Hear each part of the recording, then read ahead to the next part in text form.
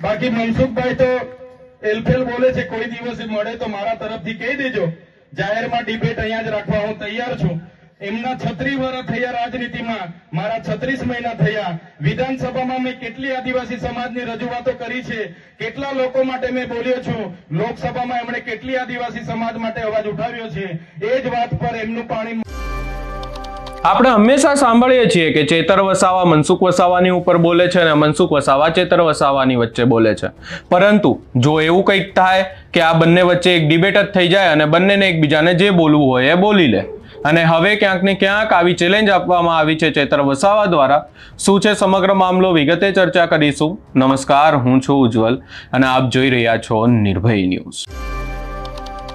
આપણે અનેકવાર એવા નિવેદનો સાંભળ્યા છે કે જ્યાં ચેતર વસાવાને મનસુખ વસાવા કંઈક કહેતા હોય, મનસુખ વસાવાની ઉપર ચેતર વસાવા આક્ષેપ કરતા હોય, અને આ બંનેની વચ્ચે આક્ષેપોનો દોર અને સૌથી વધારે ચર્ચા ત્યારે બની કે જ્યારે હાલ જ જાહેર મંચ ઉપરથી મનસુખ વસાવા દ્વારા ચેતર વસાવાને લુખ્ખા કહેવામાં આવ્યા, અને ત્યારબાદ આ આખી ઘટનાને લઈ અને ચેતર વસાવા દ્વારા જવાબ આપવામાં આવ્યો હતો। ચેતર વસાવા નિર્ભય ન્યૂઝના સ્ટુડિયોમાં આવ્યા હતા અને ચેતર વસાવાએ સ્પષ્ટ વાત કરી હતી કે મનસુખ વસાવાનું માનસિક સંતુલન બરાબર નથી અને આવા નિવેદનો તેઓ આપતા રહે છે। પરંતુ આ તમામ ચર્ચાઓની વચ્ચે હવે ચેતર વસાવાએ મનસુખ વસાવાને ચેલેન્જ આપી દીધી છે અને કહી દીધું છે કે જો કોઈને મનસુખ વસાવા મળે તો એમને કહી દેજો કે ચેતર વસાવા સાથે ડિબેટ કરી લે।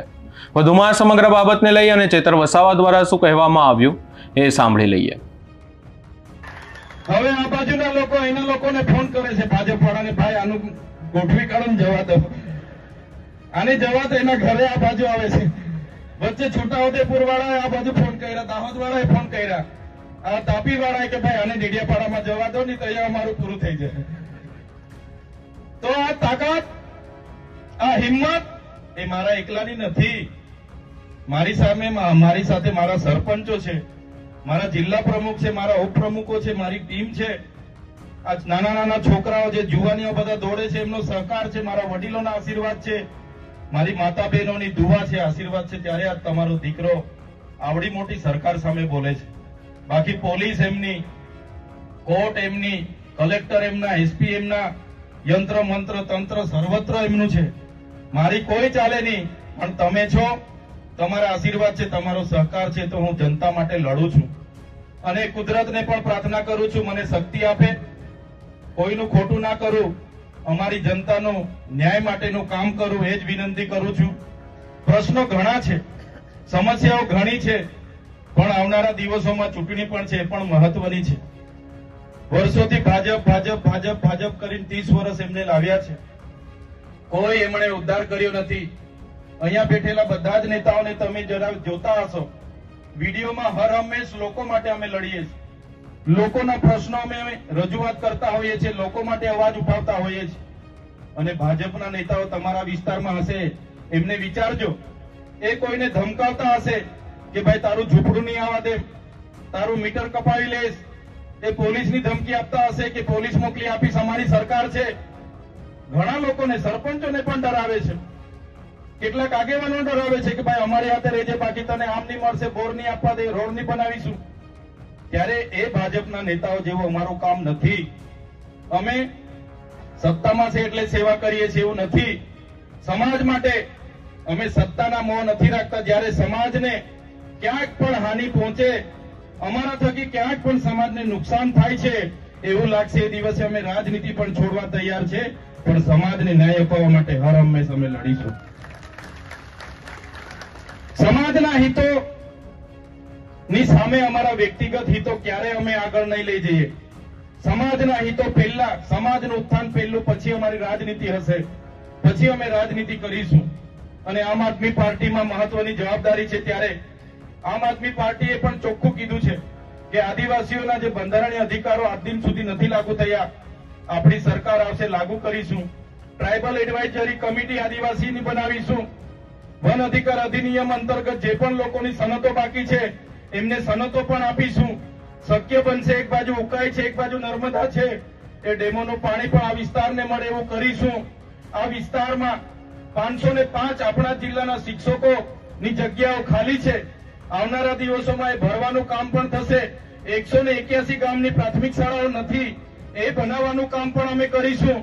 અને 12,333 બાળકો આપણા જિલ્લામાં કુપોષણથી પીડાય છે.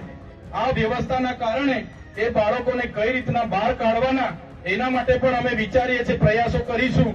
આપણા યુવાન પણ પોલીસમાં પાસ થાય, આપણા યુવાનો પણ આઈએએસ આઈપીએસ બને, ડોક્ટર બને, શિક્ષક બને. એના માટે હર હંમેશ અમારી ટીમ ચિંતિત હોય છે, ચિંતા કરીએ છીએ. પણ આ તાનાશાહી ભાજપની સરકાર ઉપર છે એટલે એ આપણને અવોઇડ કરે છે, એમની મનચાહી કરે છે, આપણી ગ્રાન્ટનો ઉપયોગ એમના પ્રચારમાં, એમના પ્રોગ્રામોમાં કરે છે. ત્યારે સાથીઓ, આવનારી તાલુકા અને જિલ્લા પંચાયતો જીતવી આપણા માટે ખૂબ જ મહત્વની છે. આ લોકો બધા મનસુખભાઈ કહેતા હતા, મનસુખભાઈ સાથે મારે કોઈ લેવા દેવા નથી, મારે આ ભાજપની પાર્ટી સામે લેવા દેવા છે. અને આવનારા દિવસોમાં આખા ગુજરાતમાં પરિવર્તન લાવીને આમ આદમી પાર્ટીની સરકાર 2027માં આપણે બનાવી છે. બાકી મનસુખભાઈ તો એલફેલ બોલે છે, કોઈ દિવસે મળે તો મારા તરફથી કહી દેજો. જાહેરમાં ડિબેટ અહીંયા જ રાખવા હું તૈયાર છું. એમના 36 વર્ષ થયા રાજનીતિમાં, મારા 36 મહિના થયા. વિધાનસભામાં મેં કેટલી આદિવાસી સમાજની રજૂઆતો કરી છે, કેટલા લોકો માટે મેં બોલ્યો છું. લોકસભામાં એમણે કેટલી આદિવાસી સમાજ માટે અવાજ ઉઠાવ્યો છે. એ જ વાત પર એમનું પાણી મારું પાણી મપાઈ જશે. એમના જેવો મેં બોલ બચ્ચન નથી. કેવડિયામાં એટલી બધી ધમાલો થઈ, ઝૂંપડા તોડ્યા ત્યારે આ દાદા ગુફામાં ભરાઈ ગયેલા. તે વખતે મળ્યા હતા કોઈને? ડાયરેક્ટ ગુફામાં જતા રહે. આ વિસ્તારમાં કઈ પણ આદિવાસી સાથે ઘટના ઘટે, ગુફામાં જતા રહે. આપણા બાળકોની પોસ્ટ મેટ્રિક શિષ્યવૃત્તિ જયારે એમની સરકારે બંધ કરી, અમે લડતા હતા, એ ગુફામાં જતા રહ્યા. આ વિસ્તારમાં જીએનએમ એમની નકલી કોલેજ ચાલતી હતી, અમે લડતા હતા, એ ગુફામાં જતા રહ્યા. આ જ પોલીસ અધિકારીઓ આપણા લોકોને દેવ મોગરા જતા લૂંટતા હતા, અમે એસપી સામે લડતા હતા, એ ગુફામાં જતા રહે. બસ ઉઠી બેઠા કે ચૈતર આમ, ચૈતર તેમ, ચૈતર તેમ. મેં તો કેમ છું, રાતે ઊંઘમાં બી મારા સપના આવતા હશે એવું લાગે છે. સવારે ઉઠતા હતા તો બધું તૈયાર જ હોય, બધે બાજુથી ચૈતર જ બધાને દેખાયા. ડાંગવાળા ને વલસાડવાળા બધા જે સાંસદો છે, ખબર નહીં પાર્ટી એને હુપી દીધું છે કે મંત્રી તંત્રી મને જ હોદી ફરે છે. પણ આ તમારો દીકરો નાનો છે, પણ તમારા બધાની કૃપાથી, આશીર્વાદથી, ખૂબ સારી રીતે કુદરતની દયાથી આજે આપણે આગળ વધી રહ્યા છીએ, લોકોના નાના મોટા કામ કરીએ છીએ. ત્યારે આજે મારા સમર્થનમાં, મારા નેતૃત્વમાં ખૂબ સારા લોકો આમ આદમી પાર્ટીમાં જોડાયા છે. ઘણા લોકો ભાજપમાં હતા, ગોવિંદભાઈ હોય, અશ્વિનભાઈ હોય, એવા કેટલા કેટલા વર્ષોથી ભારતીય જનતા પાર્ટીમાં એમણે સેવા આપી. એમણે બધું પોતાના પરિવારની જોખમે એમણે સેવા આપી, પણ પાર્ટી વાળા એમની કદર ના કરી. કોઈએ પૂછ્યું નહીં. મનસુખભાઈ ડેડિયાપાડા આવીને જોર જોરથી બોલી જાય છે. મારે તો મનસુખભાઈને કહેવાનું છે, તમારામાં પાણી હોય ને તો નર્મદા જિલ્લાનો ભાજપનો પ્રમુખ એક આપણા વાળાને બનાવી આપો, તાકાત હોય તો.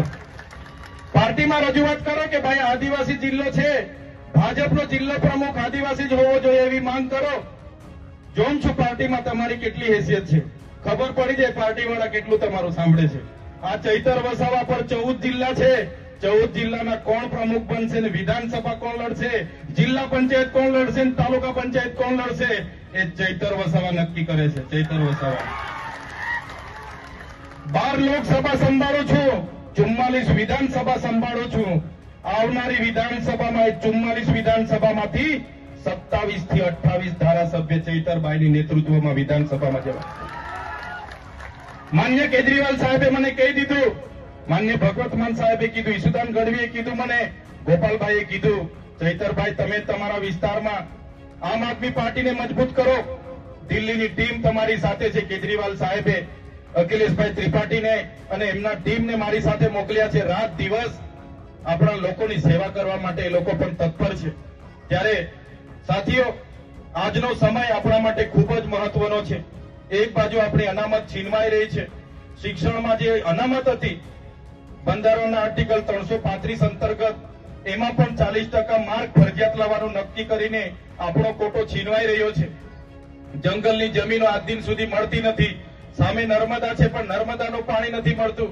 શિક્ષણનું સ્તર કથળેલું છે, દવાખાનામાં સાધનો નથી, થોડી ઘણી ઈજા થાય તો રિફર કરી દેવામાં આવે છે, ડોક્ટરો નથી. ખૂબ સમસ્યાઓ છે. આજે જે જીગદામાં ઉભા છે, તાલુકો તો જાહેર થઈ ગયો, આજે એને 4 મહિના થયા. 4 મહિના થયા છતાં અહીંયા કોઈ છે નથી. 2-3 અધિકારીઓ આવે છે દિવેલ પીધેલાની જેમ આખો દિવસ બેહી સાંજે પાછા જતા રહે છે. સવારે આવે, બપોરે ટિફિન ખાઈ લે છે ને સાંજે 4 વાગે નાહી જાય છે. કોઈ જવાબ આપતું નથી. ત્યારે ચીકતાના જેટલા પણ લોકો છે એમને પણ કેમ છું, ચીકતામાં તાલુકા પંચાયત, મામલતદાર કચેરી, પોલીસ સ્ટેશન, બસ ડેપો, બાંધકામ શાખા, સિંચાઈ શાખા, મનરેગા શાખા, DRDA શાખા, તમામ પ્રકારની શાખાઓ, ITI, કોલેજ બધું લેવા માટે તમારે જાગવું પડશે અને આપણે ખૂબ મોટું આંદોલન આ ચીકતામાં પણ કરવું પડશે. તો આ લોકોની ઊંઘ જાગશે ને ત્યારે આપણી સુવિધાઓ થશે. એ સુવિધા કરાવવા માટે આ લોકોને જગાડવા પડશે. એ જ વાત કરું છું. વધારે સમય પણ થયો છે, આજે લગ્નો પણ ઘણા છે એટલે વધારે સમય નથી લેતા. પણ આજે જે પણ આગેવાનો પોતાના કાર્યકરો સાથે ભાજપમાંથી, કોંગ્રેસમાંથી અમારા આમ આદમી પાર્ટી પરિવારમાં જોડાયા છે એમનું સન્માનપૂર્વક હૃદયથી હું સ્વાગત કરું છું. તમારું આમ આદમી પાર્ટીમાં સન્માન જળવાશે. આવનારા દિવસોમાં આપણા સમાજના હિતોમાં જે પણ નિર્ણયો કરવાના હશે તમારી સહમતિથી સાથે રહીને કરીશું. તમારા માર્ગદર્શનથી, તમારા પરથી ઘણું શીખીશું. બધા સાથે રહીને આગળ વધીશું. એ જ વિશ્વાસ સાથે આજે આપ આ સભામાં ખૂબ મોટી સંખ્યામાં કેટલાક ગામોમાંથી તો કેટલાક સરપંચો એમના હશે એમણે કીધું હશે જતા નહીં, કેટલાક ભાજપના નેતાઓએ કીધું હશે જતા નહીં, છતાં ખૂબ મોટી સંખ્યામાં તમે અહીંયા આવ્યા છો. તમામ વડીલોનો, યુવાનોનો, માતા બહેનોનો, ભૂલકાઓનો અને અહીંયા ઉપસ્થિત સરપંચશ્રીનો, તમામ પદાધિકારીનો, મીડિયા મિત્રોનો, પોલીસ અધિકારીનો બધાનો ખૂબ ખૂબ આભાર માની આ સમગ્ર બાબતે તમારો શું અભિપ્રાય છે એ અમને કમેન્ટ કરી જરૂર જણાવશો. અમારી ચેનલ નિર્ભય ન્યૂઝને લાઇક, શેર, સબસ્ક્રાઇબ કરવાનું ભૂલશો નહીં.